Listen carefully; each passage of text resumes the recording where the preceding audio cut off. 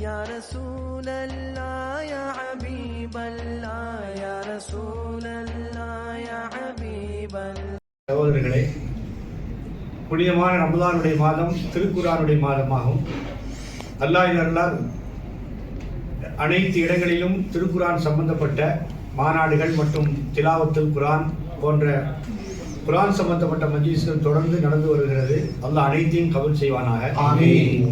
அந்த அடிப்படையில் இன்ஷா அல்லாஹ் வரக்கூடிய ரமலான் பிறை 28 அன்று திருச்சி மார்க்கெட் வட்டார ஜமாத்துல் சபை மற்றும் சாபிரா பள்ளிவாசல் நிர்வாகம் இணைந்து நடத்தக்கூடிய ஒரு அற்புதமான ஒரு அமல் இன்ஷா அல்லாஹ் நடைபெற இருக்கிறது.